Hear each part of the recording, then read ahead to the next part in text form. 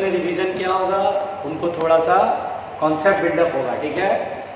तो last day मैंने पढ़ाया था म्यूचुअल इंडक्शन, पढ़ाया था ना बेटा, और जिसमें दो कॉइल जैसे कि सर्कुलर कॉइल और स्क्वायर शेप का कॉइल, दो कॉइल था, उसका म्यूचुअल इंडक्टेंस हमने पढ़ लिया था। एक सोलेनॉइड लिया था और वो रिंग उसके ऊपर से जा रहा था, वो हमने पढ़ लिया था। अब उसी में बेटा बहुत ध्यान से सुनिएगा, उसी में नेक्स्ट पॉइंट हम लोग पढ़ने जा रहे हैं जो बहुत ध्यान से सुनेंगे। मान लीजिए बेटा ये एक सोलेनॉइड है, बिल्कुल आराम से सुनना, ये एक सोलेनॉइड है बेटा, और इस पे हम लोग देखें इस तरह का टर्न है ना बेटा, इस तरह का टर्न है, देखिए ये सोलेनॉइड है, इस तरह का टर्न है, ठीक है, दिस इज द सोलेनॉइड। अब बेटा ये लॉन्ग सोलेनॉइड है, हम लोग क्या मान के चलेंगे, लॉन्ग सोलेनॉइड, ठीक है। अब यहाँ पर बेटा एक दूसरा, पांडे जी, पांडे भैया चलो गर्मी चौक, कलरफुल चौक, जल्दी जल्दी। अब बेटा ये सोलेनॉइड है ना बेटा। अब यहाँ पर इसके ऊपर दूसरा सोलेनॉइड है, दूसरा सोलेनॉइड है जो इसके ऊपर है, जैसे एक सोलेनॉइड ये है, इसके ऊपर दूसरा सोलेनॉइड है, या ऐसा समझो एक सिलेंडर है, ऐसे करके टर्न कर दिया, अब फिर दूसरा टर्न कर दिया, ऊपर से दूसरी वाइंडिंग आ गई, दो सोलेनॉइड समझेंगे, एक सोलेनॉइड जैसे ये टर्न किया, ऊपर से दूसरा टर्निंग ऐसे, तो हम बोलेंगे दो सोलेनॉइड है बेटा। और इन दोनों सोलेनॉइड के केस में ब्लू वाला क्या, ब्लू या डार्क वाला, चलिए इसे काम करते हैं, ठीक है। तो यहाँ पर ये देखिए बेटा, ये दूसरा सोलेनॉइड है, यूं समझो एक वाइंडिंग के ऊपर दूसरा वाइंडिंग बना हुआ है, आराम से ये देखिए,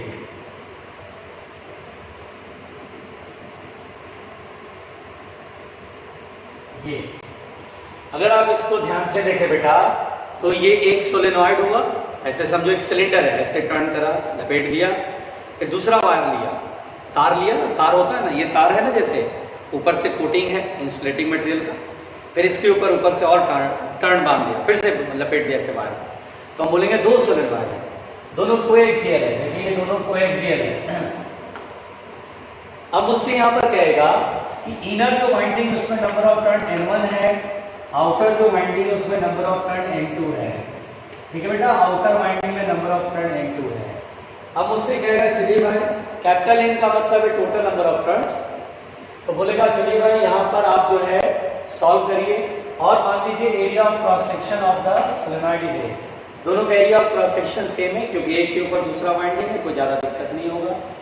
अब उससे बोला दो कॉइल है, तो हाँ दो कॉइल है, म्यूचुअल इंडक्टेंस सॉल्व करिए, चलिए एक प्राइमरी की तरह सोचिए, एक सेकेंडरी की तरह सोचिए, और म्यूचुअल इंडक्टेंस सॉल्व करिए। अब यहाँ पर इस तरह का अगर क्वेश्चन आता बेटा, तो हम कैसे सॉल्व करेंगे, ये ध्यान दीजिएगा बिल्कुल आराम से।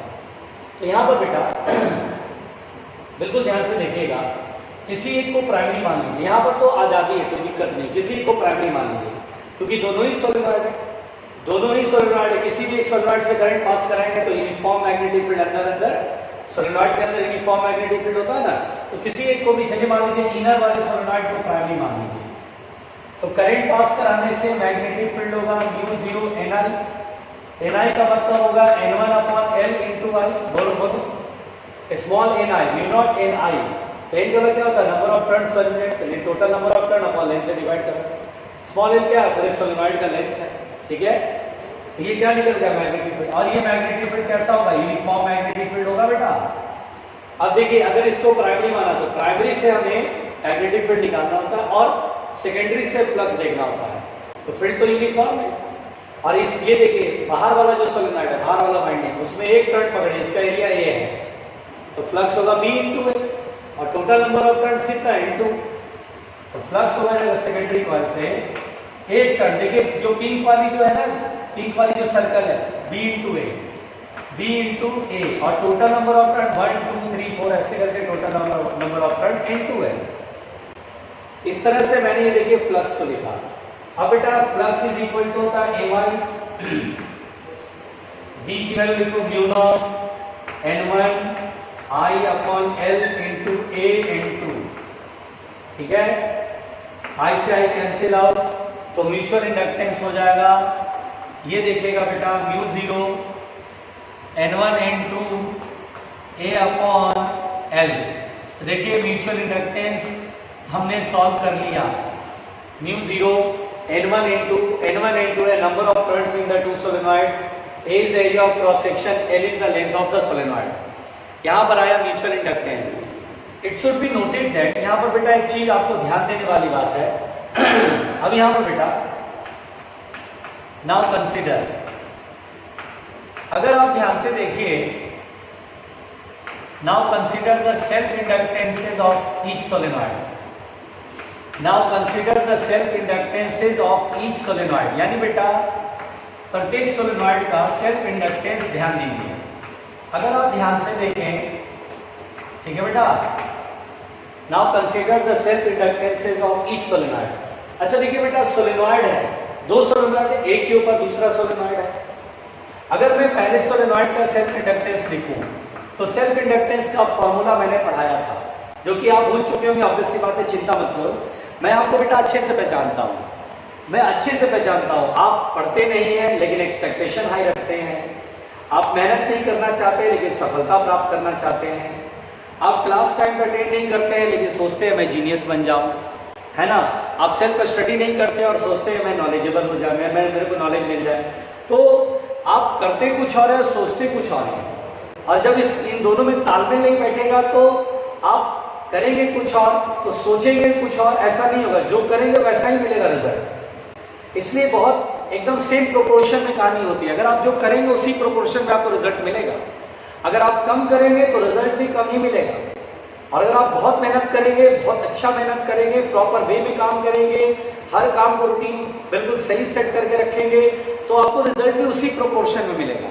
याद रखिएगा, जो आप करेंगे घुमा फिरा के आप ही के पास आना है, this is the Karma theory, यानी आप जो करेंगे वही आपके पास आएगा। आप ये मत सोचिएगा कि हमने 1 रुपया का काम किया और मुझे 100 रुपया मिल जाए, नेवर पॉसिबल। अगर आपने 1 रुपये का काम किया है आपको 1 रुपया ही मिलेगा, आपने 1 रुपये का काम किया और 100 रुपया मिलेगा तो आपके लिए 99 रुपया बहुत बड़ा जंजाल होगा, परेशानी का सबब बनेगा, आपको कभी भी ऐसा नहीं होगा। इसीलिए बहुत साफ साफ बात है, एकदम बिल्कुल फैक्ट है। देखिए लाइफ के रूल बहुत सिंपल है, कैरियर के भी रूल बहुत सिंपल है, पढ़ाई के भी रूल बहुत सिंपल है। अगर आपने उस रूल को नहीं फॉलो करा, रास्ता सही से नहीं समझे, तो रायता फैला रहेगा, रायता फैला रहेगा, सही बता रहा हूं। तो आइए देखते हैं बेटा यहाँ पर L1। अब देखिए जिन्होंने रिवाइज किया होगा वो फटाफट अपना आंसर अब तक दे रहे होंगे। अब तक मेरे को मैसेज मिल रहा होगा कि सेल्फ इंडक्टेंस ये होता है सर, अब तक आंसर दे रहे होंगे बहुत सारे लोग। मैं देखना चाहता हूं, देखिए बहुत सारे लोग आंसर दे रहे होंगे। Self inductance of a solenoid बताइए। मान लीजिए अंदर वाला सोलेनॉइड जिसका number of total number of turns n है, N1 है, बताइए सेल्फ इंडक्टेंस कितना होगा? तो L1 is equal to mu not N1 square A upon L। याद करिए मैंने सेल्फ इंडक्टेंस बताया बेटा। एंड दूसरे सोलेनॉइड का L2 होगा mu naught N2 square A upon L। बात एकदम सिंपल है बेटा। अगर आप चीजों को देखिए रिवीजन करते रहेंगे, पूरा उठा के क्वेश्चन बनाएंगे, रिवाइज करेंगे, जब तक आप सेल्फ स्टडी नहीं करेंगे, खुद से नहीं करेंगे, चैप्टर भी नहीं आएगा बेटा। चलिए ये यहां तक समझ में आया। अब देखिए म्यूचुअल इंडक्टेंस का ये फॉर्मूला दूसरे तरीके से भी निकाल सकते हैं, केवल इस केस में जब एक सोलेनॉइड के ऊपर दूसरा सोलेनॉइड होता है, जब एक, मेरे स्टेटमेंट ध्यान से, एक सोलेनॉइड के ऊपर फिर दूसरा सोलेनॉइड है, दो सोलेनॉइड है coaxial, same area of cross section के, तो देखिए म्यूचुअल इंडक्टेंस आप इस केस में ऐसे भी निकाल सकते हैं। L1 है N2 है, देख रहे हैं आप दोनों सोलेनॉइड का self inductance. So mutual inductance अगर आप देखें तो अंडर रूट L1 N2 अगर आप निकालिए, अंडर रूट L1 N2, तो देखिए अगर अंडर रूट में करेंगे म्यू नॉट L1 की value mu not L1 square A upon L into में mu 2 N2 square A upon L। बिल्कुल ध्यान से सुनना बेटा, mu not into mu not square root से बाहर आएगा तो mu not, N1 square root से बाहर आएगा N1, N2 स्क्वायर रूट से बाहर आएगा N2, A इंटू में A स्क्वायर रूट से बाहर आएगा A, L into L square root से बाहर आएगा L। और क्या ये m के बराबर नहीं है? देखिए ये वैल्यू और ये वैल्यू सेम है, यानी m के बराबर है। इसका मतलब ये हुआ कि आप यहाँ पर दोनों सोलेनॉइड का सेल्फ इंडक्टेंस अगर मालूम हो तो आप डायरेक्ट लिख सकते हैं m बराबर √L1L2। आप डायरेक्ट लिख सकते हैं m बराबर √L1L2, केवल इस केस में, ओनली इन दिस केस। कोई नहीं बेटा।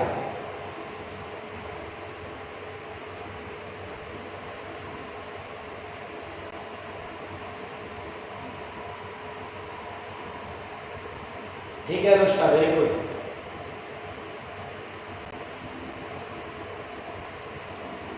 Good morning Harshita Singh.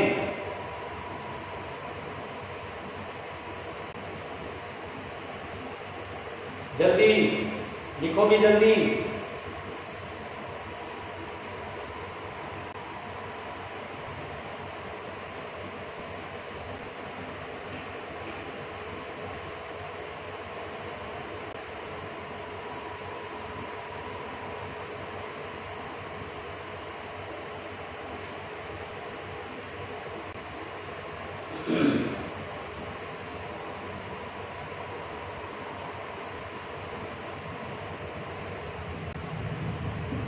जल्दी बेटा।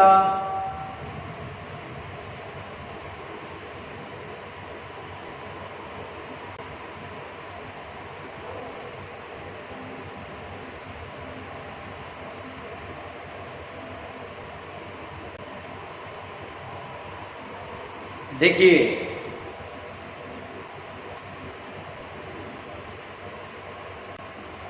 मिटा रहा हूं, मिटा दूं।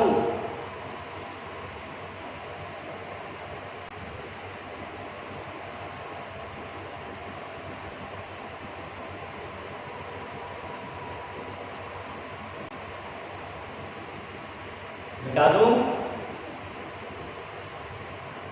जल्दी बताओ।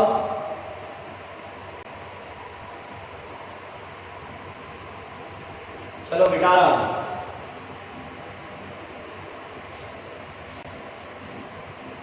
तो बेटा यहां पर बिल्कुल ध्यान से देखिएगा,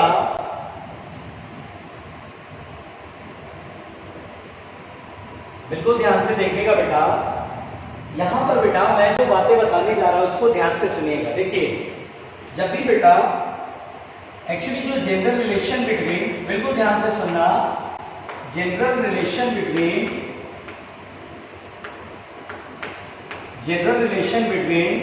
m और दोनों सोलेनॉइड का सेल्फ इंडक्टेंस L1 L2 है और m is the mutual inductance of the pair. तो बेसिकली ये m इज इक्वल टू होता है k√L1L2। जो जनरल रिलेशन होता है m बराबर k√L1L2 होता है बेटा, जहां k को बोलते हैं कोएफिशिएंट ऑफ कपलिंग। k को बोलते हैं बेटा कोएफिशिएंट ऑफ कपलिंग। बहुत आराम से सुनना, पहले समझो ध्यान से। और इस k की वैल्यू होगी 0 और 1 के बीच में। 0 भी हो सकती है, 1 भी हो सकता है और बीच में कोई भी हो सकता है। जैसे देखो बेटा ये सोलेनॉइड है, अब ये सोलेनॉइड है, क्या सोलेनॉइड को हम इंडक्टर बोलते हैं? हाँ इंडक्टर बोलते हैं। तो सोलेनॉइड को इंडक्टर बोलते हैं बेटा, हम इंडक्टर दिखाते रहे। ये इंडक्टर है बेटा, देखिए दिस इज इंडक्टर यानी सोलेनॉइड, यानी ये सोलेनॉइड। अब बेटा जिस रॉड पर ये बंधा हुआ है ना, ये सोलेनॉइड ऐसे मैंने बनाया, तो दूसरा सोलेनॉइड भी इसी, दूसरा वाइंडिंग में इसी को बनाना, मतलब एक सोलेनॉइड के ऊपर दूसरा सोलेनॉइड है, एक सोलेनॉइड के ऊपर दूसरा सोलेनॉइड है। जैसे देखिए ये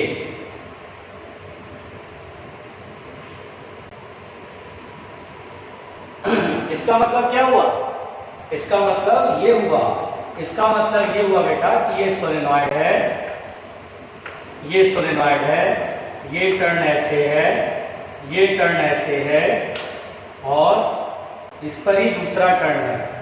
इस पर ही क्या बेटा? दूसरा टर्न है, इस पर ही दूसरा टर्न है, ऐसे, फिर ये ऐसे, ऐसे, यानी कि ये इंडक्टर है, उसके ऊपर दूसरा इंडक्टर है, ये देखिए ऐसे।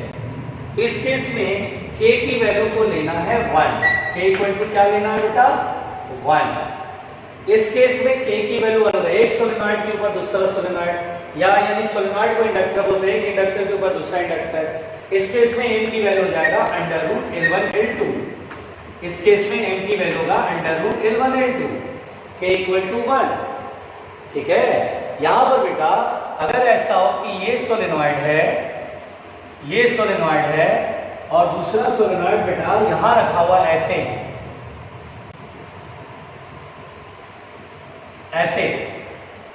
यानी बेटा आप अगर ध्यान से देखें, पढ़े लिखे ना आप लोग, ये एक सोलेनॉइड, बिल्कुल ध्यान देखिएगा, ये एक सोलेनॉइड, ठीक है बेटा, और ये दूसरा सोलेनॉइड है, जो एक के ऊपर दूसरा नहीं रखा हुआ है, बगल में रखा हुआ है ऐसे, बिल्कुल ध्यान से देखिएगा, ऐसे, ये दो सोलेनॉइड है बेटा, बहुत आराम से सुनिएगा, ठीक है। अब यहां पर बेटा अगर आप ध्यान से देखिए, इस केस में k की वैल्यू 0 और 1 के बीच में होएगा, ये ध्यान देने वाली बात है, क्योंकि जो भी मैग्नेटिक फील्ड लाइंस निकलेगा, जैसे करंट आप फ्लो कराओगे, जो भी मैग्नेटिक फील्ड लाइन निकलेगा उसका कोई पोर्शन है ना, some portion of the magnetic field line इससे पार करके फिर इधर आएगा, है ना बेटा, कुछ पोर्शन पास करेगा।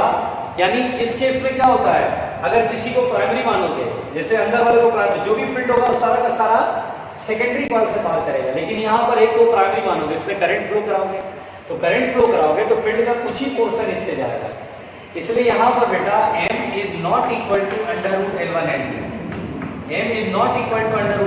यहाँ पर होगा, यहाँ पर 0 होगा, सॉरी, यहाँ पर होगा बेटा m इक्वल टू 1/2 √L1L2 या m इक्वल टू 1/3 √L1L2, यहाँ k की वैल्यू 1 नहीं होगा, यहाँ k की वैल्यू होगा 0 और 1 के बीच में, ठीक है।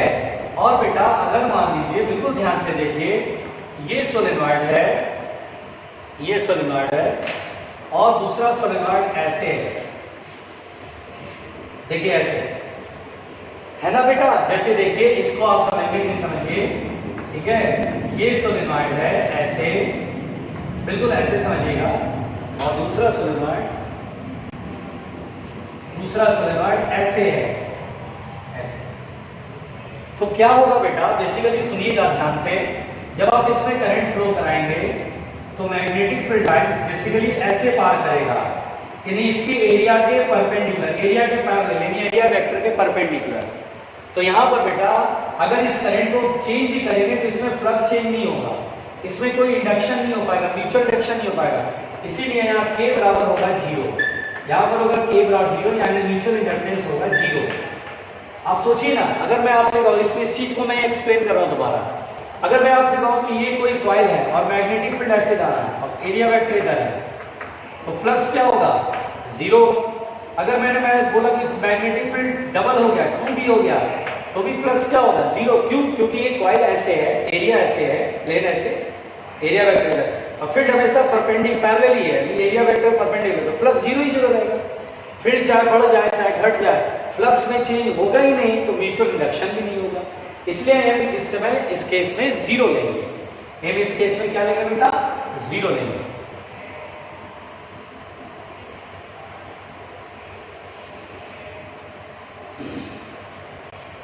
अगर ये अलग अलग होता बेटा तो m की वैल्यू भी अलग अलग होती ना,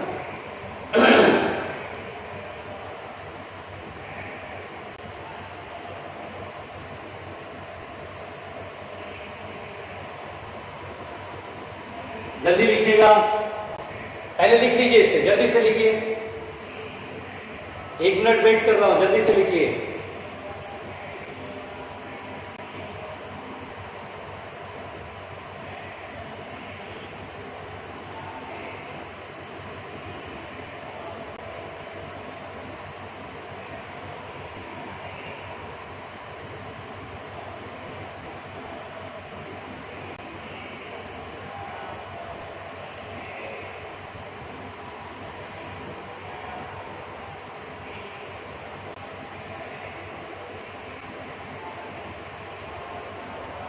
जल्दी,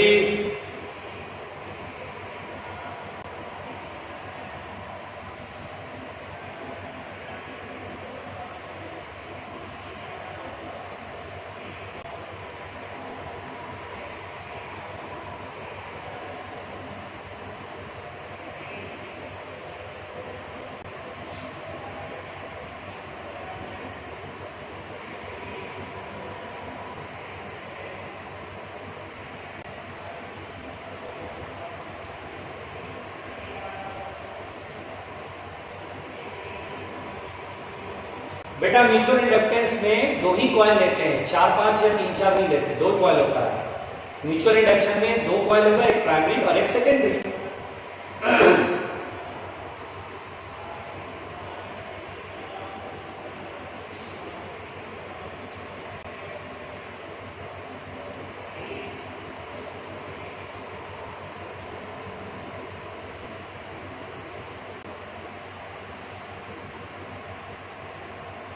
शिवानी कुमारी, ए वेरिएबल के लिए नहीं पढ़ना है बेटा। क्वेश्चन मिले तो पूछना जरूर शिवानी। वेरिएबल ए के लिए क्वेश्चन मिले तो पूछ लेना, पहले तो सवाल मिलेगा नहीं, और मिले तो जरूर पूछना।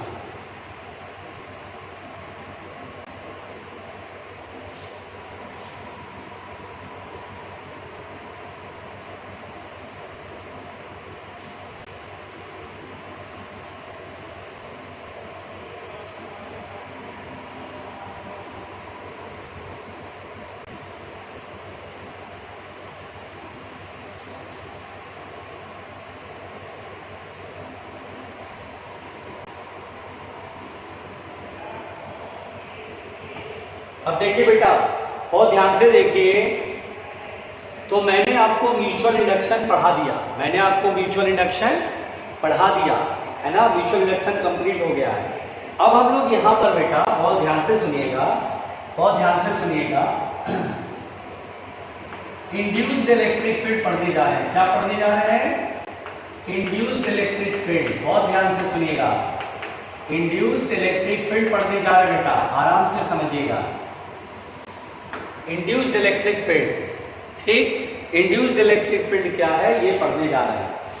तो चलिए बेटा देखते हैं ध्यान से इंड्यूस्ड इलेक्ट्रिक फील्ड क्या है भाई, क्या चक्कर है भाई। इंड्यूस्ड इलेक्ट्रिक फील्ड का क्वेश्चन मिल रहा था हम लोग को, है ना, तो हम इंड्यूस्ड इलेक्ट्रिक फील्ड का क्वेश्चन करेंगे। तो देखिए इंड्यूस्ड इलेक्ट्रिक फील्ड, पहले कॉन्सेप्ट पढ़ते हैं बेटा। तो देखिए सबसे पहली बात तो इंड्यूस्ड इलेक्ट्रिक फील्ड क्या है। तो सबसे पहली बात बेटा, जिस किसी रीजन में when in a region, when in a region magnetic field is varying with time, देखिए बेटा बहुत ध्यान से सुनिएगा। when in a region magnetic field is varying with time, यानी बेटा टाइम वेरी मैग्नेटिक फील्ड होगा, that is time dependent field. इसको बोलते हैं time dependent magnetic field, time dependent magnetic field. बहुत ध्यान से सुनिएगा, यानी कि बहुत ध्यान से सुनिएगा, when in a region magnetic field is varying with time, that is time dependent magnetic field, then electric field, electric field induces in the region, तो उस रीजन में इलेक्ट्रिक फील्ड इंड्यूस होता है, इलेक्ट्रिक फील्ड प्रोड्यूस होता है, जिसे हम बोलते हैं इंड्यूस। तो इलेक्ट्रिक फील्ड इंड्यूस होता है, जिसे हम क्या बोलेंगे? Induced electric field. That electric field is called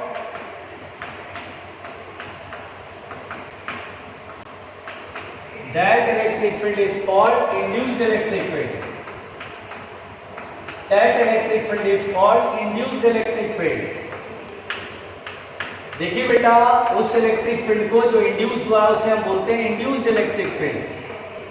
तो सबसे पहली बात आपको जो मेन पॉइंट क्या याद रखना है, मेन पॉइंट ये याद रखना बेटा कि इंड्यूस्ड इलेक्ट्रिक फील्ड कहां पर होता है।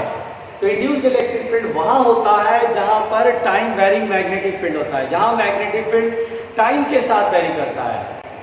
जब किसी रीजन में मैग्नेटिक फील्ड टाइम के साथ वेरी करता है तो उस रीजन में इलेक्ट्रिक फील्ड इंड्यूस होता है, उस रीजन में इलेक्ट्रिक फील्ड इंड्यूस होता है बेटा, ये बहुत जरूरी बात है ना। तो ऐसा नहीं कि इंड्यूस्ड इलेक्ट्रिक फील्ड कहीं भी इंड्यूस लगा, नहीं, इंड्यूस्ड इलेक्ट्रिक फील्ड कहां पाया जाएगा? जिस किसी रीजन में मैग्नेटिक फील्ड टाइम के साथ वेरी करेगा। अब जैसे इसका एक फील्ड है, मैं आपको एक फील्ड सिखाता हूं कि कैसे आप सोचेंगे कि हाँ इलेक्ट्रिक फील्ड इंड्यूस हो। आप जरा सोचिए, एक सिचुएशन लेते हैं, आपको तुरंत पकड़ में आ जाए कि हाँ सर यहाँ इलेक्ट्रिक फील्ड इंड्यूस जरूर होगा। हम एक सिचुएशन लेते हैं, देखिए बिल्कुल ध्यान से। इसे लिख लिया आपने? इसे लिख लिया? जल्दी लिखो। मिटा दिया मैंने क्या? When in a region, जल्दी जल्दी लिख लेना। When in a region magnetic field is varying with time, that is time dependent magnetic field, that is time dependent magnetic field, then electric field induces in the region। जल्दी जल्दी लिखो इसे, जल्दी जल्दी लिखो।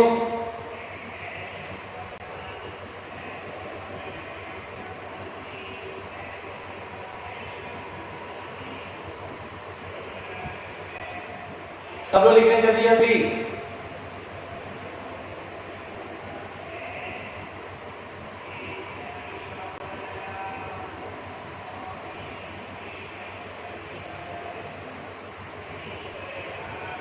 लिख लिया?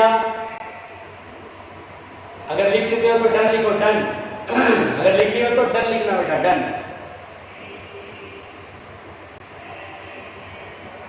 सब लिखो जल्दी जल्दी, डन।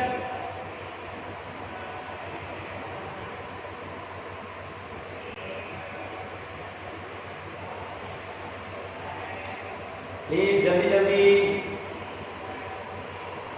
जल्दी जल्दी।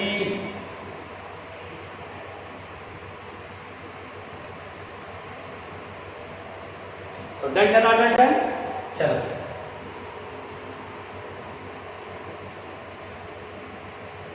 अब देखो बेटा, इसको फील करना है ध्यान से।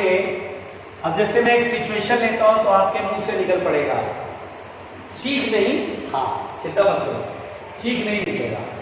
अब जैसे मान लो बेटा ये मैग्नेटिक फील्ड है, ये मैग्नेटिक फील्ड किधर है? इनवर्ड नॉर्मल, प्लेन के परपेंडिकुलर और अंदर की तरफ।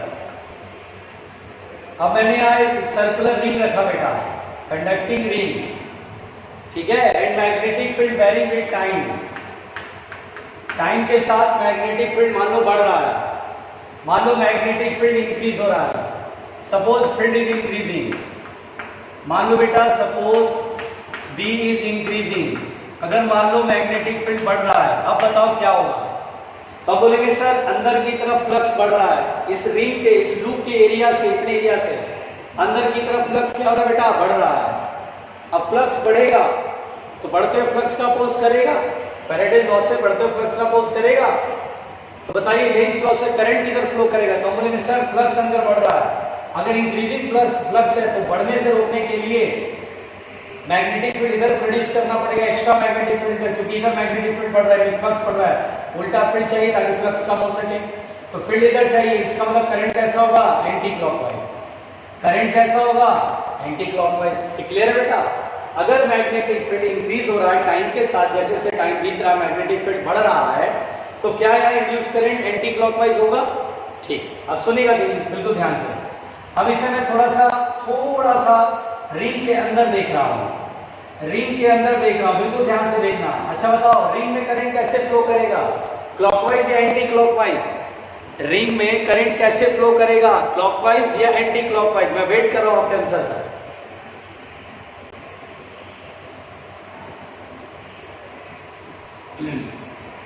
जल्दी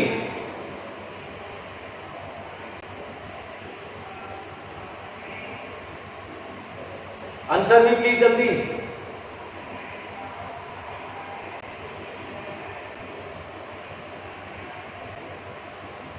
देखो भैया जल्दी जल्दी आंसर दो। एक तो तुम लोग बहुत सोचते हो, है ना, आता है, मान लो किसी को आता है तो जल्दी जल्दी आंसर दो, नहीं आता है तो कोई बात नहीं है, वो तो आपको कोई भी पढ़ा देगा तो भी नहीं आएगा, चिंता मत करो। और अगर आता है फटाफट आंसर दो।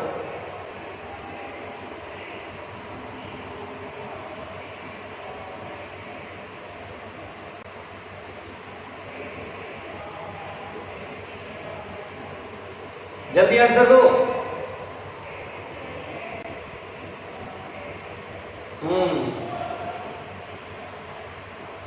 बहुत बढ़िया।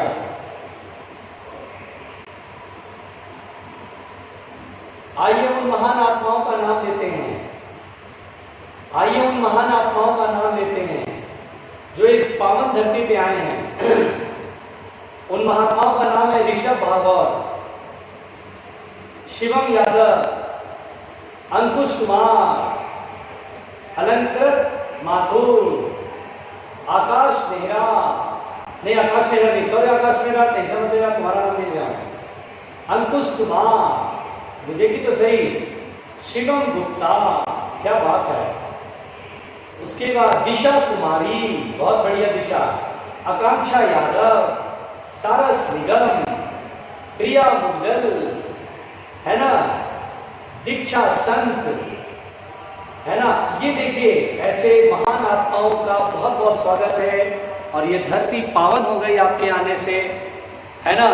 ये पूरा ब्रज क्षेत्र पावन हो गया, क्योंकि बेटा आप लोग ऐसे ऐसे उत्तर देते हैं, ऐसे ऐसे आंसर देते हैं कि मन बड़ा पुलकित हो जाता है, खुश हो जाता है, बड़ा अच्छा लगता है सुनकर के कि आप आंसर देते हैं। और इतना पढ़ाने के बाद अगर आपके मुंह से अगर उल्टा आंसर निकलता है तो भी मैं बड़ा प्रसन्न होता हूं, क्योंकि आप महान आत्माओं से गलती हो सकती है। आप महान आत्मा बेटा है ना। मैं फिर से उसका नाम ले रहा हूं। देखिए भाई, उन महान आत्माओं का नाम बहुत लेना जरूरी है, क्योंकि इस धरती पर पावन आज जब धरती पर आई है तो ये धरती पावन हो गई, चहक उठे लोग, खुशियां मनाने लगे, पूरा वातावरण महक उठा। और वो महान आत्माओं का नाम ले रहा हूं मैं। देखिए मैं फिर से नाम ले रहा हूं, अंशी मिश्रा, ठीक है, उमा यादव, ये महान आत्मा लोग हैं। सारस निगम, ऋषभ भागवत, शिवम यादव, अंकुश कुमार, अलंकृत माथुर, शिवम गुप्ता, दिशा कुमारी, ठीक है, आकांक्षा यादव, सारस निगम और प्रिया मुगल, ये ऐसे महान आत्मा बेटा जो इस धरती को पावन बना चुके हैं, फिजा में एकदम बिल्कुल वो कहते हैं मिठास घोल चुके हैं। ये ऐसे महान लोग हैं जिनका मैं नाम ले रहा हूं। मैं भी बहुत प्रसन्न हूं कि इनका नाम जब लेता हूं तो मेरा मन बड़ा खुश हो जाता है कि, और मेरे मुंह से, मेरे मुख से अगर ऐसे इनके नाम अगर मैं लेता हूं तो मेरा जीवन सफल हो जाता है, और मैं हो सकता है कि इस धरती से जाने के बाद सीधा स्वर्ग लोक को जाऊं, क्योंकि ये बड़े महान लोग हैं भाई। ये इतने महान लोग हैं कि इंड्यूस करंट की डायरेक्शन को क्लॉकवाइज बताते हैं। यानी अगर मैं पढ़ा के थक गया, मैं पढ़ा के थक गया, अब ये EMI कंप्लीट होने को है, लेकिन अभी भी इन्हें इंड्यूस करंट में, करंट के डायरेक्शन में प्रॉब्लम है, तो बेटा गलती इनकी नहीं है, ये गलत नहीं है, गलती पढ़ाने वाले की है।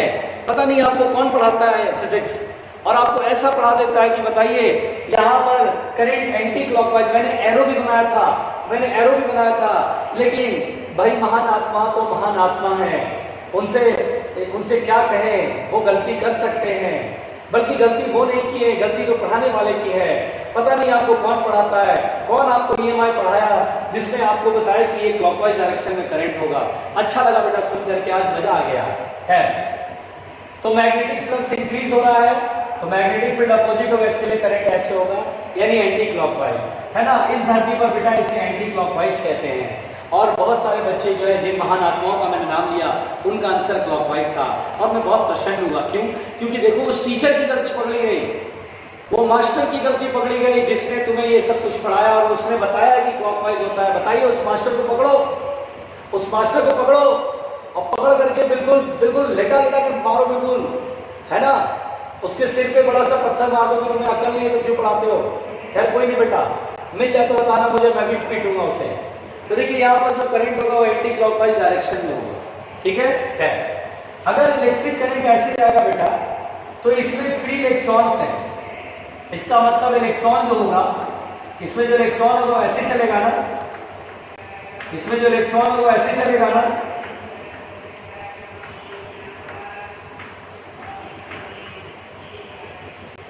इसमें इलेक्ट्रॉन ऐसे जाएगा, तभी तो इलेक्ट्रिक करंट ऐसे फ्लो करेगा एंटी क्लॉकवाइज, यानी इलेक्ट्रॉन अपोजिट डायरेक्शन में ड्रिफ्ट करता है।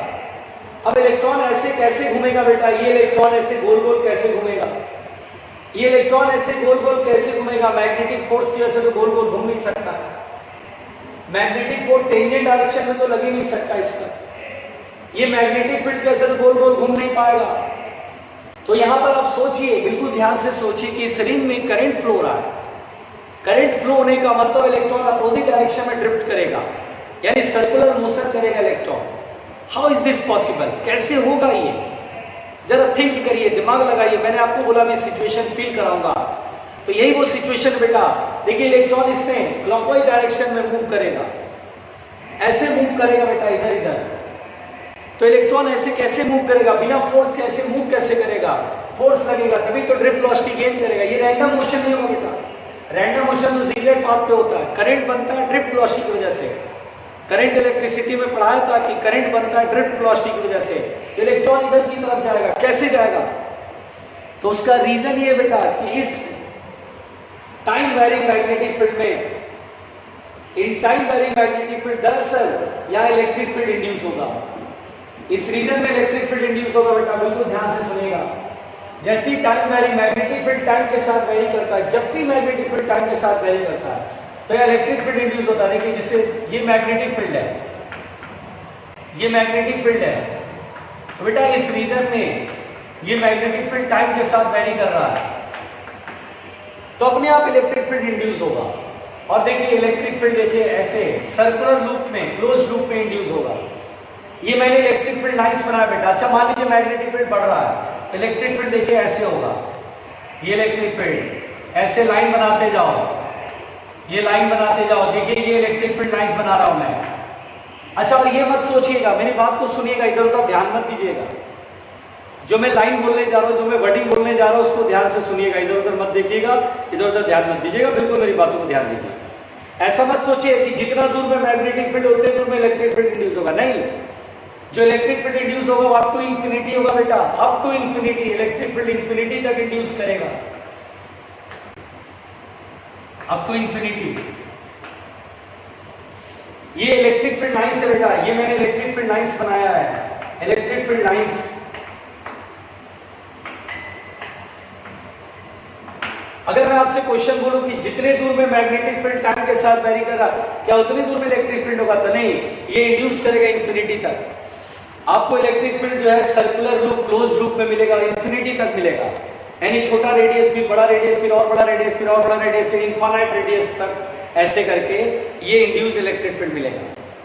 तो this is the induced electric field, है ना। ये टाइम वेरिंग मैग्नेटिक फील्ड में यहां पर इलेक्ट्रिक फील्ड है बेटा, देखिए इलेक्ट्रिक फील्ड इधर की तरफ है, तो हर इलेक्ट्रॉन पे टेंजेंट डायरेक्शन में फोर्स लगता है, तब जाके इलेक्ट्रॉन ऐसे ड्रिफ्ट करता है। देखिए इस इलेक्ट्रॉन पे टेंजेंट डायरेक्शन फोर्स, इस इलेक्ट्रॉन पे इलेक्ट्रिक फोर्स टेंजेंट डायरेक्शन में, electric force tangent direction, electric force tangent direction में, क्योंकि इलेक्ट्रिक फील्ड यहाँ सर्कुलर होता है बेटा, ऐसे ऐसे प्रोड्यूस होता है, रिंग के अंदर भी प्रोड्यूस होता है, रिंग के बाहर भी होता है, रिंग के अंदर भी होता है। रिंग के अंदर जो इलेक्ट्रिक फील्ड होता है उसका से इलेक्ट्रॉन ऐसे गोल गोल घूमने लगता है।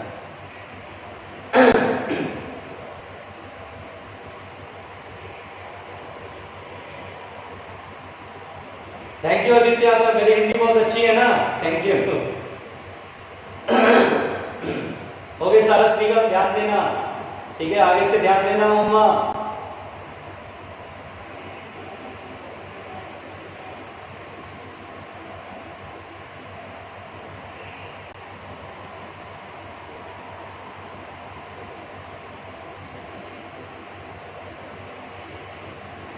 जल्दी लिखिए इसे, जल्दी बनाइए।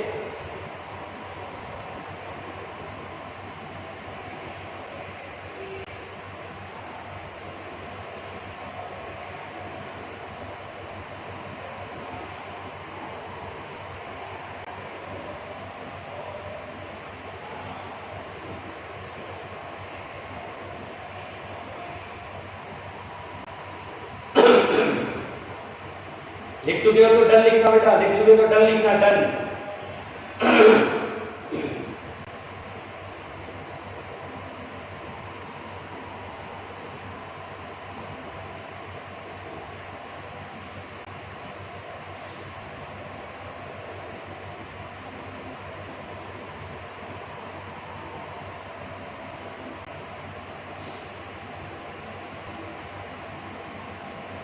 मिटा दे।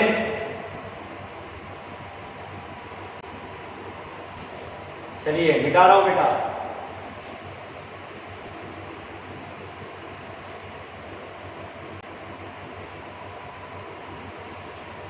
अब यहां पर बेटा सबसे पहली बात,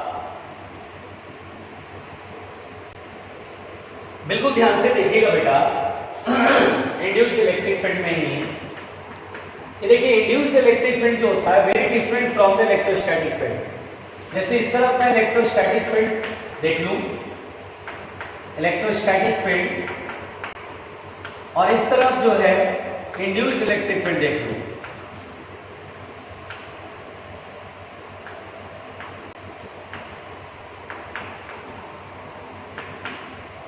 है ना बेटा। Electrostatic field, electric field due to a charge. तो ये बेटा सबसे पहली बात तो ये तो होता है it is due to the charge, it is due to the charge, ये किसी चार्ज की वजह से होता है। यानी इलेक्ट्रोस्टैटिक फील्ड, जो इलेक्ट्रिक फील्ड पढ़े थे ना इलेक्ट्रोस्टैटिक्स में, उससे ये बहुत अलग होता है बेटा इंड्यूस्ड इलेक्ट्रिक फील्ड। ये इलेक्ट्रोस्टैटिक फील्ड जो होता है वो किसी चार्ज की वजह से होता है, जबकि ये it is due to the time varying magnetic field, it is due to the time varying magnetic field. ये टाइम वैरिंग मैग्नेटिक फील्ड की वजह से होता है। बहुत सिंपल सी बात है कि इलेक्ट्रोस्टैटिक फील्ड और इंड्यूस्ड फील्ड में अंतर होता बेटा। इलेक्ट्रोस्टैटिक इलेक्ट्रिक फील्ड में और इंड्यूस्ड इलेक्ट्रिक फील्ड में डिफरेंस होता है ना। जो हम लोग इलेक्ट्रोस्टैट पे पढ़े थे ना, इलेक्ट्रोस्टैट आज से करोड़ों साल पहले, शायद पिछले जन्म में, पिछले जन्म के भी पिछले जन्म में पढ़े थे इलेक्ट्रोस्टैट, है ना। वो याद है अप्रैल का महीना जब हम लोग स्टार्ट करे थे 12th को, याद आ रहा बेटा? 2 या 3 अप्रैल से शायद हम लोगों ने स्टार्ट करा था 12th पढ़ना। तो इलेक्ट्रिक फील्ड पढ़ाया था मैंने, electric field due two point charge, ring, sphere सब पढ़े थे। तो वो इलेक्ट्रिक फील्ड किसी चार्ज की वजह से होता है। और ये इंड्यूस्ड इलेक्ट्रिक फील्ड बेटा अलग है, ये बिल्कुल अलग है। वो इलेक्ट्रिक फील्ड से इलेक्ट्रिक फील्ड अलग है। ये इलेक्ट्रिक फील्ड कब होता है? जब टाइम वैरिंग मैग्नेटिक फील्ड होता है। ये देखिए बेटा, it never form close loop, it never form close loop, ये कभी क्लोज लूप नहीं बनाता है, ये कभी क्लोज लूप नहीं बनाता है, बट ये हमेशा क्लोज लूप में ही रहता है। It always form close loop, it always form close loop, ये हमेशा क्लोज लूप ही बनाएगा। It always form close loop, ये क्लोज लूप बनाता नहीं है लेकिन ये क्लोज लूप भी बनाता है। Induced electric field line always closed होगा। फिर बेटा बहुत ध्यान से सुनिएगा, it is conservative in nature, it is conservative in nature, यानी एक राउंड ट्रिप में वर्क डन 0 रहेगा। It is conservative in nature, यानी कंजर्वेटिव फील्ड होता है। And this is it is non-conservative in nature, non-conservative field होता बेटा। ये एक राउंड ट्रिप में वर्क डन 0 नहीं होगा।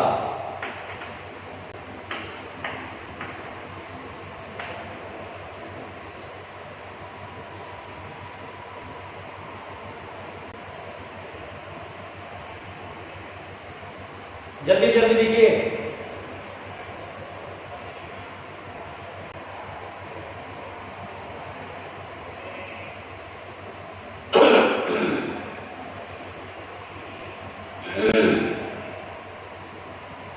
जल्दी जल्दी लिखो बेटा।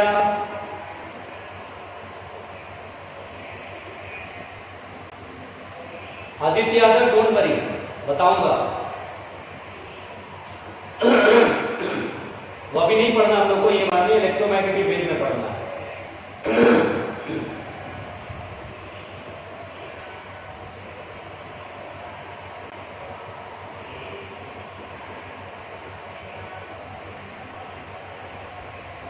जल्दी जल्दी प्लीज।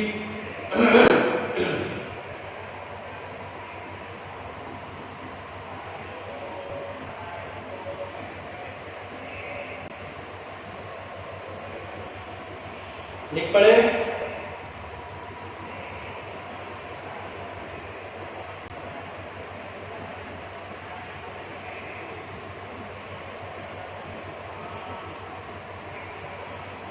अमन भट्ट, जहां पर मैग्नेटिक फील्ड टाइम के साथ वेरी नहीं करेगा, इलेक्ट्रिक फील्ड रिड्यूस भी नहीं होगा।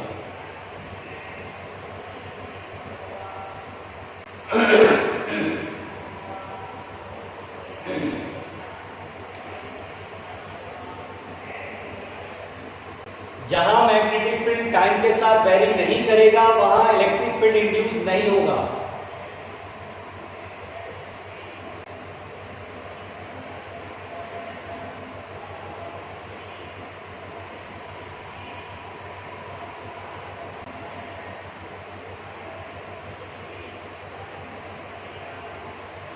चलिए ध्यान से देखिए,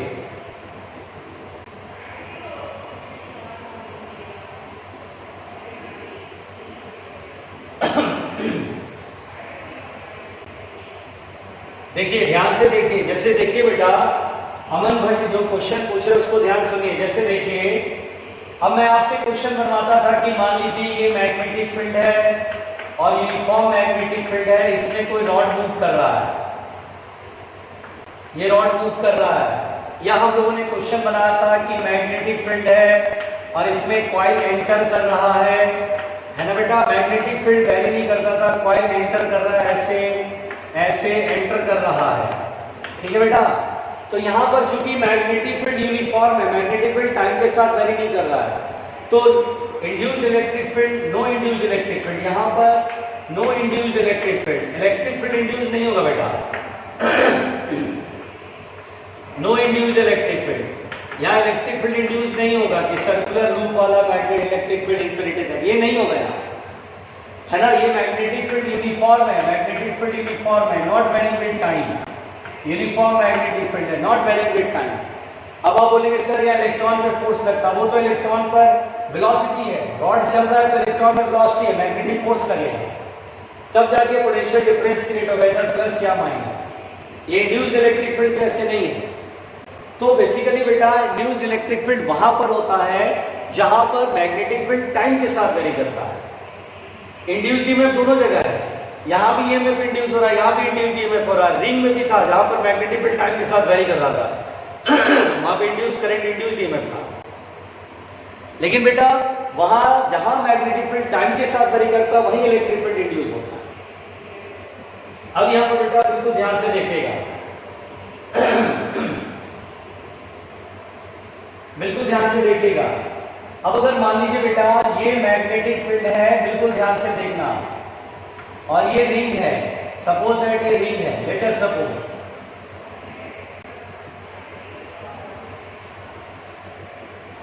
अब बेटा ये मैग्नेटिक फील्ड अंदर की तरफ है, ऐसा मैंने मान लिया, और मैग्नेटिक फील्ड टाइम के साथ वेरी कर रहा है। तो बोलेगा इंड्यूस्ड इलेक्ट्रिक फील्ड की value, value of induced electric field, value of induced electric field. देखिए इंड्यूस्ड इलेक्ट्रिक फील्ड की वैल्यू कैसे निकालेंगे, जैसे हमारे को बहुत सारे क्वेश्चन में इंड्यूस्ड इलेक्ट्रिक फील्ड की वैल्यू निकालने को कहा गया था, तो कैसे निकालेंगे। देखिए मैग्नेटिक फील्ड टाइम के साथ अगर बढ़ेगा तो इलेक्ट्रिक फील्ड एंटी क्लॉकवाइज, घटेगा तो क्लॉकवाइज होगा। मान लीजिए इलेक्ट्रिक फील्ड किसी एक तरफ, मान लीजिए इलेक्ट्रिक फील्ड इस साइड है।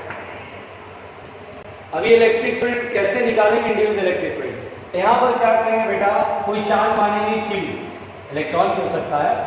अब ये चार्ज है बेटा इधर की तरफ हल्का सा डिस्प्लेसमेंट dl ट्रेवल किया इधर की तरफ फील्ड की डायरेक्शन में, तो यहां से यहां तक जो वर्क डन होगा, देखिए वर्क डन जो होगा वो होगा F vector dot dl vector, total work done होगा QE vector dot dl vector. Total work done मतलब एक राउंड ट्रिप में, यहां से यहां पूरे राउंड ट्रिप में, तो यहां पर बेटा ये ऐसे घुमाएंगे, क्योंकि ये चार्ज सोचो इस फोर्स की वजह से पूरा एक राउंड ट्रिप में ऐसे घूम के इधर आएगा, तभी तो करंट बनेगा। तो चार्ज ऐसे करके घूमेगा, किसकी वजह से, इलेक्ट्रिक फील्ड की वजह से। इलेक्ट्रिक फील्ड ऐसे ऐसे ऐसे टेंजेंट डायरेक्शन में, यहाँ पर होगा तो फोर्स ऐसे, यहाँ पर होगा तो फोर्स ऐसे, यहाँ पर होगा तो फोर्स ऐसे, ऑलवेज खींच करके इसको पूरा एक राउंड ट्रिप में घुमाएगा। तो यहाँ इसीलिए इंटीग्रेशन पे सर्कल आया, पूरे एक राउंड ट्रिप में वर्क डन। इंटीग्रेट करेंगे F बराबर QE, सब लोगों ने पढ़ा हुआ है। अब Q को डिवाइड में लेके जाएंगे,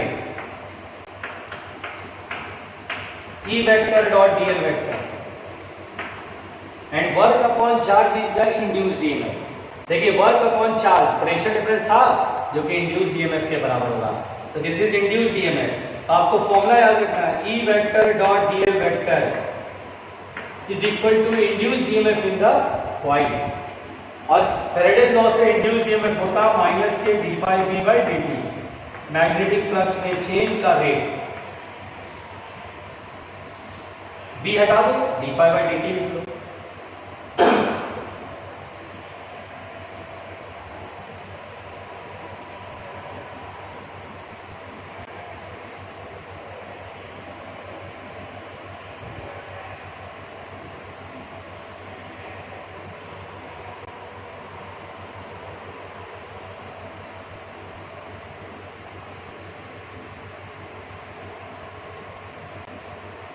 देखिए बेटा अभी भी मैं देख पा रहा हूं कि देखिए 4 बच्चे जो हैं वो लेट आ रहे हैं क्लास में। समीर सिंह, रोहिणी ओझा, यश उपाध्याय, आदर्श त्यागी। मैं फिर से उनके नाम ले रहा हूं, समीर सिंह, रोहिणी ओझा, यश उपाध्याय, आदर्श त्यागी। ये 4 बच्चे जो हैं वो देर से आए हैं। समीर सिंह इसमें बिल्कुल अवतार हैं, विष्णु के अवतार। वो 11:02 पर आए हैं। उन्होंने तो रचयिता, इस पूरी सृष्टि के रचयिता कौन है? समीर सिंह। कौन है? समीर सिंह। वो आए हैं देखने की यहाँ पर जो लोग हैं, मनुष्य जो इस धरती पे रहते हैं, इस सृष्टि में जो मनुष्य रहते हैं, वो मनुष्य कैसा पढ़ते हैं, पढ़ाते हैं, ये जांचने आए हैं, देखने आए हैं। और अगर समीर सिंह, अगर आपको थोड़ा सा भी समझ में आ रहा हो कि आपकी घोर निंदा करी जा रही है लेट आने की, तो आप सॉरी बोल सकते हैं बेटा। आगे से ये प्रॉमिस भी कर सकते हैं कि मैं लेट नहीं होऊंगा सर। रोहिणी ओझा, यश उपाध्याय, आदर्श त्यागी, आपका मैं नाम ले रहा हूं। तुरंत के तुरंत मुझे सॉरी का मैसेज भेजिए और ये लिखिए कि सर कल से लेट नहीं होंगे। आप लिख के भेजिए, promise I will never late, I will never be late. जल्दी से लिखिए ये 4 बच्चे, वरना मैं पेरेंट्स को फोन करूंगा बेटा कि 12th का एग्जाम आने वाला है। 12th बिल्कुल, अब आप सोचिए आपकी कैरियर का सबसे बड़ा टर्निंग पॉइंट आ रहा है और आप अभी तक केयरलेसनेस की तरह काम कर रहे हैं। इंड्यूस्ड इलेक्ट्रिक फील्ड समझ में आया बेटा? E vector dot dl vector is equal to minus d∅/dt। ये फॉर्मूला होता है इंड्यूस्ड इलेक्ट्रिक फील्ड का, इसे आपको याद रखना है। ठीक है बेटा, बहुत ध्यान से सुनिए।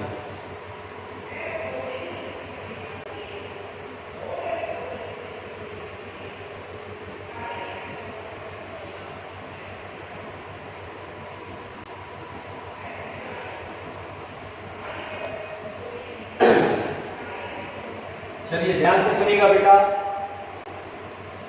हाँ वेरी गुड आदर्श। देखिए आदर्श ने एक्सेप्ट किया और ये बोला है कि मैं कभी लेट नहीं होऊंगा। Very good, I appreciate you. बेटा आदर्श, आपको पढ़ना है, सिलेक्शन देना है, 12th बोर्ड में अच्छे नंबर लेके आने हैं। और इसके लिए सबसे पहली बात याद रखिए, टाइम का पाबंद होना बहुत जरूरी है। जो टाइम के साथ चलेगा वही सक्सेस पाएगा। जो टाइम से पीछे निकल गया वो बेचारा रह गया, बस ये समझ लेना। चलिए यहां पर बेटा नेक्स्ट हम लोग देखिए इंड्यूस्ड इलेक्ट्रिक फील्ड मैंने आपको पढ़ा दिया बेटा। आइए और देखिए, अभी कहानी कल फिनिश हो जाएगा। एडी करंट आपको मैं पढ़ा देता हूं, एडी करंट। और कल मैं पढ़ाऊंगा ट्रांसफार्मर, और ट्रांसफार्मर पढ़ाने के बाद ईएमआई हो जाएगा फिनिश, है ना बेटा? ईएमआई हो जाएगा फिनिश। क्वेश्चन कर लेंगे, 2 से 3 दिन जम के क्वेश्चन करेंगे। जो आपके डाउट्स होंगे मैं अपनी तरफ से पहले क्वेश्चन कराऊंगा। कल मैं अपने तरफ से क्वेश्चन कराऊंगा, और उसके बाद परसों से फिर आप जम के सवाल पूछना। सवाल पूरा खत्म करना है, ठीक है ना? जो लोग बुकलेट नहीं बना रहे हैं जल्दी बनाना शुरू कर दीजिए। अपना अपना मॉड्यूल उठाइए, जम के लगाइए सवाल। अब देखिए एडी करंट। एडी करंट क्या है बेटा? देखिए इसी एडी करंट की वजह से बुलेट ट्रेन जो हम बोलते हैं ना, मैगलेव ट्रेन जिसको बोलते हैं, मैगलेव ट्रेन चल रहे हैं, बुलेट ट्रेन जिसको बोलते हैं बेटा। आपने सुना होगा ना, जापान में, साउथ कोरिया में बुलेट ट्रेन चलते हैं। तो ये बुलेट ट्रेन कैसे चलते हैं? उसमें पहिए लगे होते हैं क्या? नहीं, पहिए नहीं लगे होते हैं। अगर पहिए लगे रहेंगे तो फिर तो वो 300 किलोमीटर पर आवर और बोलते हैं ना 250 किलोमीटर पर आवर की रफ्तार, वो नहीं हो पाएगा। पहिया तो जल्दी जल्दी उतर जाएगा, रास्ता फैल जाएगा, टूट फूट बच जाएगा। तो यहाँ पर बेटा बेसिकली क्या होता है कि वो जो मैग्लेव ट्रेन जो चलाते हो, बेसिकली जो पटरी होती है वो सिंगल पटरी होती है, 2 रेल वाली पटरी नहीं होती है, सिंगल पटरी होती है, एक पटरी। और उसके ऊपर पूरा ये रेल ऐसे करके, ऐसे रेल के जो नीचे, जो ट्रेन के नीचे जो पूरा बेस होता है बेटा, वो ऐसा बनाता है यू आकार का, यू शेप का, पटरी बीच में ऐसे। देखिए ये बेटा ट्रैक होगा और ये ट्रेन पूरी ऐसे होगी, हवा में लटकी रहेगी। ये पूरी ट्रेन हवा में लटकी रहेगी, कोई भी टच नहीं करेगा ये पोर्शन। ये नीचे जो ट्रेन का बेस होता है वो पटरी को टच नहीं करेगा, बिकॉज यहाँ पर ये बेटा सेम पोल होते हैं, मैग्नेटिक पोल्स जो रिपेल करते हैं, इसलिए हवा में लटका होता है। क्योंकि अगर पटरी पर पहिया दौड़ता तो फ्रिक्शन की वजह से इतना स्पीड पकड़ ही नहीं पाता, फिर तो बहुत हीट एनर्जी प्रोड्यूस होती है, एक्सीडेंट। तो यहाँ पर बेटा ये हवा में रहता है, ताकि अगर ये ट्रेन चले तो कहीं कोई टच ना करे, जिससे कि फ्रिक्शन ना हो, हीट एनर्जी प्रोड्यूस ना हो। अब यहाँ पर बेटा इसी एडी करंट की वजह से, इसी एडी करंट की वजह से मैग्लेव ट्रेन को एक्सेलरेट कराया जाता है फुल स्पीड तक, और मैग्लेव ट्रेन को रोकना होता है तो इसी एडी करंट की वजह से रोकते हैं। तो आप अभी एडी करंट बहुत सिंपल पढ़ेंगे, लेकिन जब आप जो कोई इंजीनियर बनेगा और बहुत अच्छा इंजीनियर बनेगा, आईटी से करेगा, उसको एडी करंट का वैल्यू पता चलेगा। और जो कोई इस बुलेट ट्रेन के प्रोजेक्ट में काम करेगा उसको याद आएगा कि अमित सर ने बहुत पहले, आज से करोड़ों साल पहले एडी करंट के बारे में, हम जब छोटे थे, बिल्कुल छोटे थे, नन्हे मुन्ने, तब बताया था सर ने एडी करंट जरा सा। उसके बाद हम आईटी में पढ़े, उसके बाद फिर हमारी इस बुलेट ट्रेन या जो भी इस प्रोजेक्ट पर काम कर रहे हैं, देखिए ये मैग्लेव ट्रेन जो है वो इसी पूरे एडी करंट का ही वर्क है इसमें। देखिए बेटा बेसिकली एडी करंट होता क्या है, ध्यान से सुनिएगा। देखिए एडी करंट क्या होता है बेटा, ये देखिए मेटल प्लेट है, मान लीजिए बेटा ये मेटेलिक प्लेट है, this is the metallic plate.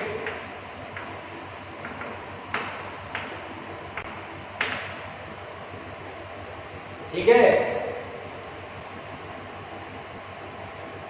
अच्छा मुझे लग रहा है कि थोड़ा टाइम हो गया बेटा, ठीक है, तो ऐसा करते हैं अगले एपिसोड में बात करते हैं, एडी करंट बात कर रहे थे, अगले एपिसोड में बात करेंगे क्योंकि उसके बाद रिकॉर्डिंग नहीं हो पाती है। तो ठीक है बेटा, okay, thank you. Eddy current and transformer कल पढ़ा देंगे, 2 चीजें पढ़नी है, चैप्टर कंप्लीट होगा, फिर मैं सवाल कराऊंगा बेटा, ठीक है। तब तक आप बुकलेट बनाते रहेगा। Okay, thank you, thank you.